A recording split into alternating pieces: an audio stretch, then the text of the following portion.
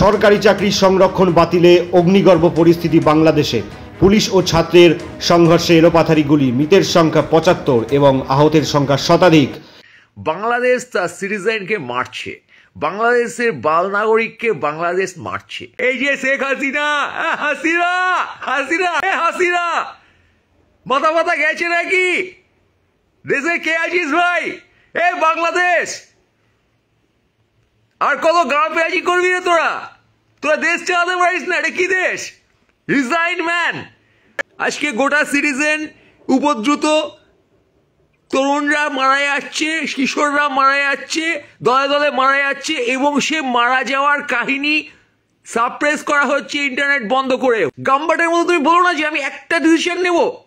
আজকে তোমার ডিসিশন দেশের ভালো করার জন্য, তোমার ডিসিশন স্টুডেন্টদের মারার জন্য নয়। তুমি কচিকাচাদের মারছো, দেশের ভবিষ্যৎ নষ্ট করছো, দেশে আনরেস্ট করে ইন্টারনেট বন্ধ করে খেলাখেলি করছো, বাড়ির দরজা জানালা বন্ধ করে বাবা ছেলে পেলেকে পেটাচ্ছে আর মেরে দিচ্ছে। এই অবস্থায় প্রতিবেশী কি করবে? বাড়া সিধে গিয়ে বাবার পদে মারবে দুটো লাথি। সিটিজেনের চাকরির অধিকার, সিটিজেনের অন্ন বস্ত্র সংস্থানের অধিকার, কর্মের অধিকার, এটা তাদের বেসিক রাইট। তা নিয়ে তুমি যখন ডিসিশন মেক করছো, সেই ডিসিশনে যখন কেউ খুশি না, তুমি রিডিসিশন করো, রিডিসাইড করো, সেটা স্থগিত রাখো কিছুদিনের জন্য। সেটা মার কাট করে জনগণের ওপর ঝাঁপিয়ে পড়ে বলো না যে এটা আমি এক্ষুনি করব। বাংলাদেশ আজ তার নাগরিকের স্বার্থ ভুলে গেছে।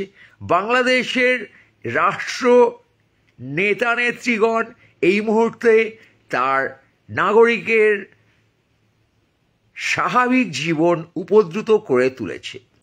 বাংলাদেশে আওয়ামী লীগ রাজনৈতিক দল হিসেবেই থাকা উচিত নয়। তার কারণ তারা হিংসাপরায়ণ, তারা সিটিজেনকে উপদ্রুত করিয়া তোলে। Understand guys, this is too much.